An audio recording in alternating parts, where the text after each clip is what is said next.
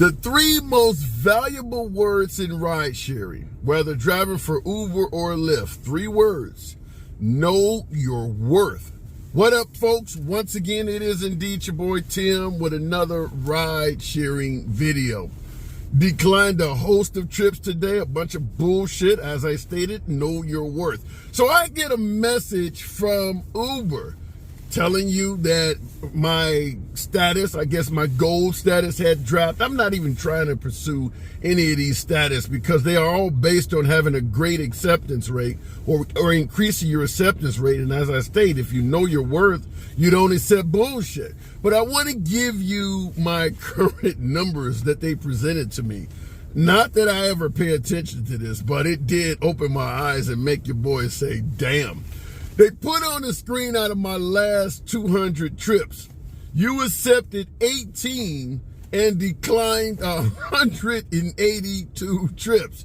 So obviously, you guys know I don't take trips unless they're offering some type of incentive to make the trip worthwhile. I don't take any trips that are not surging, part of a streak bonus or an earnings guarantee.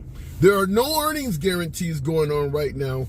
And there are no streak bonuses. We are in a surge pricing market right now due to the weather. But with surges, that shit goes all around like musical chairs. The area may be hot, paying a lot, and then all of a sudden drop down and it's not paying shit anymore. And there are going to be areas that are surging and areas that are not. So there are plenty of times, even during the best of surges, where you're going to be rejecting trips. If I'm sitting in an area that's $5 surge, and they're trying to send me all the way across town for another trip at a $3 surge, why the fuck would I do that? I'm in a $5 area, damn it. I'm sitting right here. Send me some shit here. I'm not going to drive all the way across town for a surge that's less, or even one that's the same.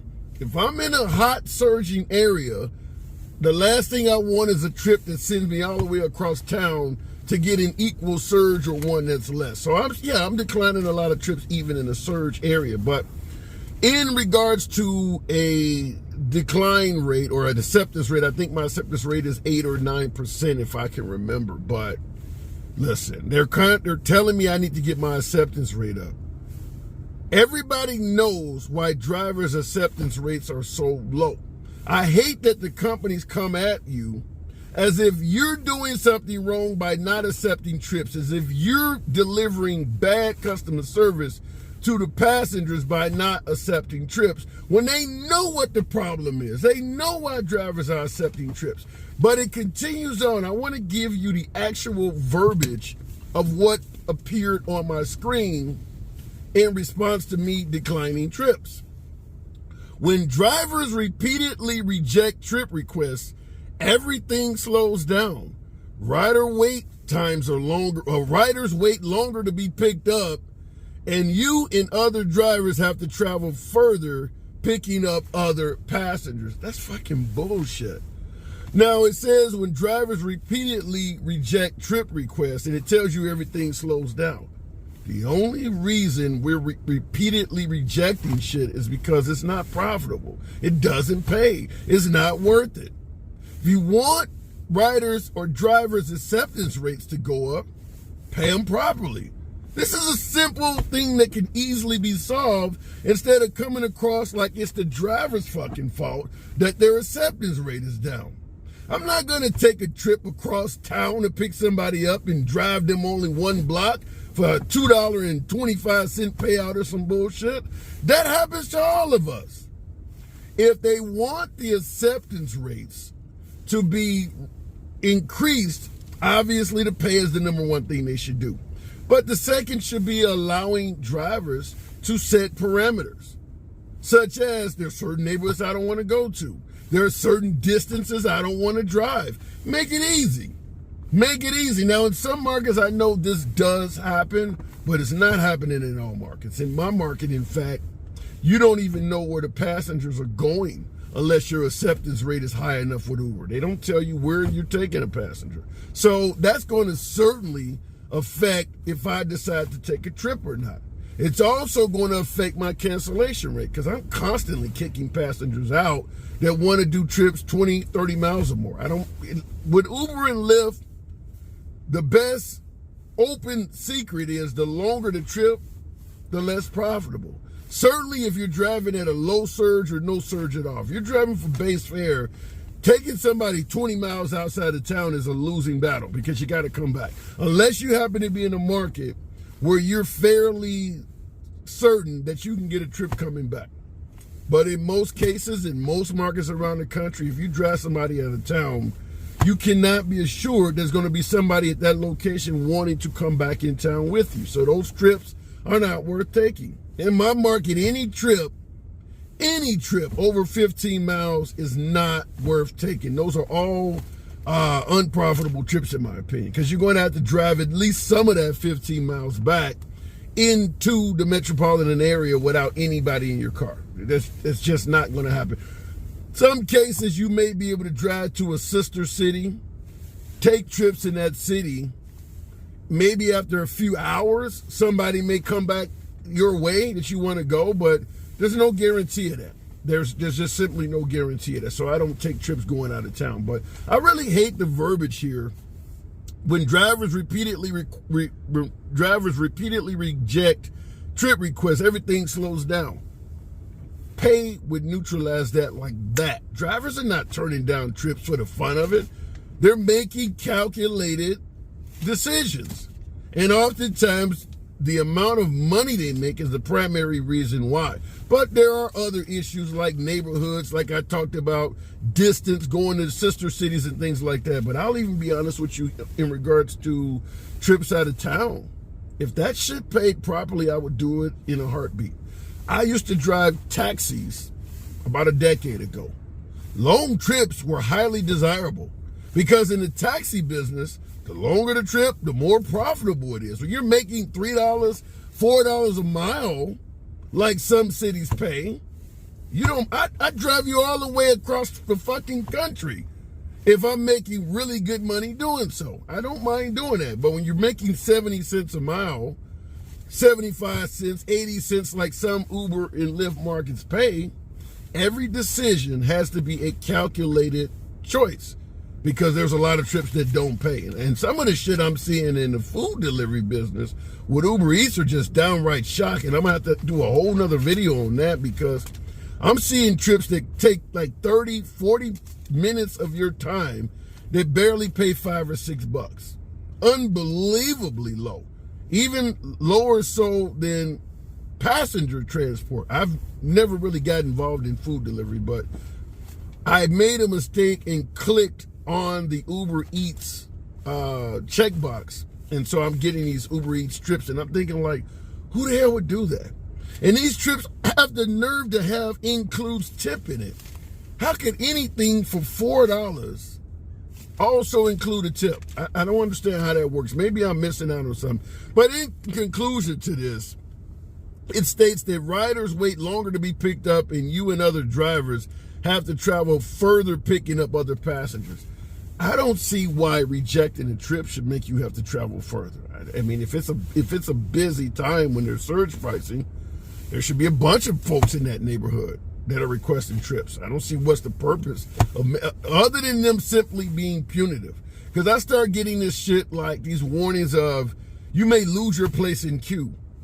I didn't know I was in a fucking queue. I'm just driving around town. I'm not at the fucking airport. I don't go to airports, as many of my other videos have stated. I don't drive and pick up passengers from the airport. For the simple fact is, I don't know where those passengers are going to go. Most airports serve passengers from a wide variety of areas. Most airports in America, major airports, you got people coming from as many as 10 different counties to fly out of that airport because airports serve a wide geographical area. So when you're picking up a passenger, they may be going to one of a host of different counties. Those are long distance trips. 72 cents a mile is not worth it. It's not worth it. So I don't get involved in those. But I can't believe they would tell you that by you having a low acceptance rate, it leads to having to travel longer distances to pick up passengers. That makes no sense if it is really busy.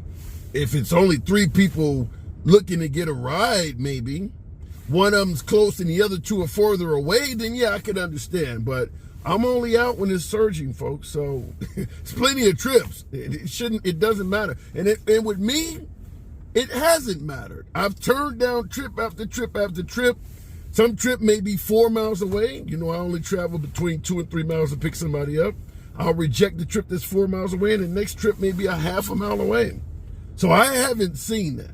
But we know the purpose of Uber, Lyft too, but primarily Uber, is to scare the shit out of you into doing what they want you to do, which is why a lot of states are starting to say that they're treating us like employees versus an independent contractor. For instance, when I deny or reject a lot of trips, they'll stop sending them to you for a while.